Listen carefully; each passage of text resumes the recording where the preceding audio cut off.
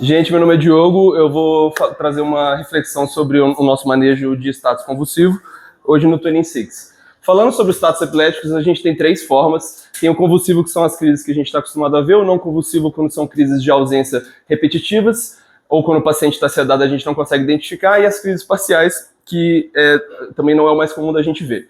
No status convulsivo de fato, é definido por mais de 30 minutos de atividade convulsiva contínua, ou duas ou mais crises sem recuperação completa entre elas. E aqui eu trouxe dois casos. Primeiro, um paciente teve uma crise convulsiva iniciada em casa há 15 minutos, contínua, foi admitido ainda em crise e realizou MIDA 2 vezes no SAMU, 10 mg sem nenhuma resposta. E o outro, um paciente que teve crise convulsiva iniciada em casa, 30 minutos, recorreu crise 2 vezes, no momento está em Glasgow 13, mas recorreu novamente crise agora, cessando em 15 segundos. E a gente acha que a gente deve tratar esses pacientes da mesma forma? E o que eu vou trazer aqui para a gente é que não, são dois pacientes muito diferentes. Apesar dos dois caberem no mesmo conceito de status convulsivo, os tratamentos para eles deveriam ser diferentes.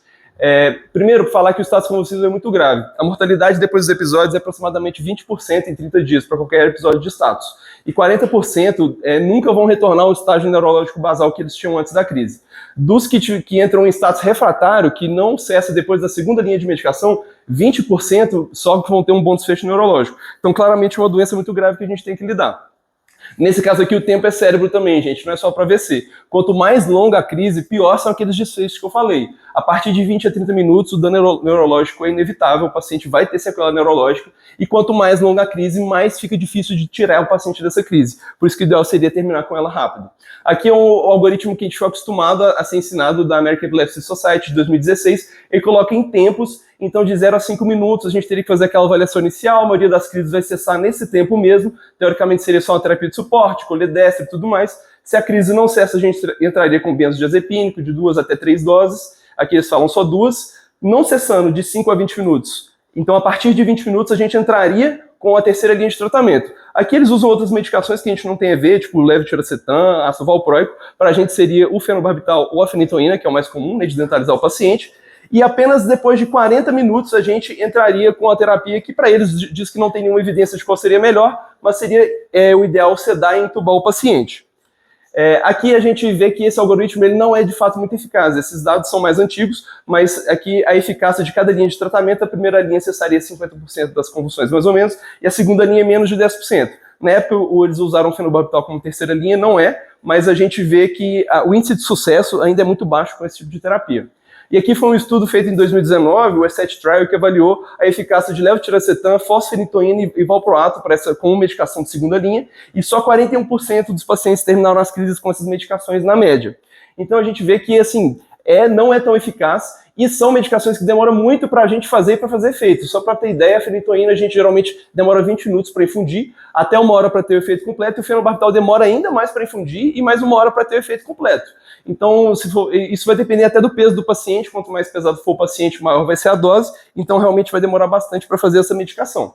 Então, assim, a questão aqui que a gente tem que levar em consideração é que o paciente está convulsionando e não dá para a gente ficar esperando uma medicação fazer 1 hora de efeito até a gente saber se realmente vai entubar ou não vai entubar. Então, o que a gente deveria fazer nesse caso, eu acho que não tem muita dúvida. Esse tipo de paciente que não está melhorando com as terapias iniciais, a gente vai entubar sim e sedar ele para tirar da crise logo. Aqui é um fluxograma do First 10 AM, que ele coloca bem simples, né? Fez o primeiro benzo, fez o segundo, não deu certo, já passa para o propofol, já vai entubar. E nesse meio tempo você vai fazendo a fenitoína e você vai investigando por outras causas. Não é uma depois da outra, a gente vai fazendo as duas coisas juntos. O importante é tirar esse paciente da crise o mais rápido possível. Aqui algumas opções para intubação, o propofol que a gente já está acostumado, a dose de 1 a 2 mg quilo, e uma manutenção, que essa manutenção é bem mais alta, não sei se já sedaram para status, mas tem que ficar numa dose de sedação bem alta, às vezes tem que fazer droga vasoativa para manter a pressão do paciente estável. E dá para fazer com o midazolam também, mas o midazolam tem um início de ação mais lento, por isso que a gente não gosta para frequência rápida.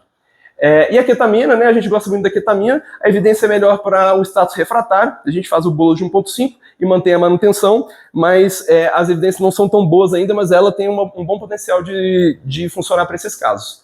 Os bloqueadores do rocurônio, ele poderia aumentar o risco do status não convulsivo, porque a gente não sabe se o paciente está convulsionando por ele estar totalmente bloqueado, e a succinil poderia piorar a hipercalemia de uma rabdominólise que o paciente poderia fazer por uma crise sucessiva. Mas isso tudo não tem evidência muito direito, pode fazer qualquer um, na verdade, avaliar para cada paciente. E aqui, só para finalizar, é sempre considerar as causas secundárias. Se o paciente realmente não está voltando, pode ser que tenha alguma outra coisa piorando e fazendo com que ele esteja tendo crise ainda.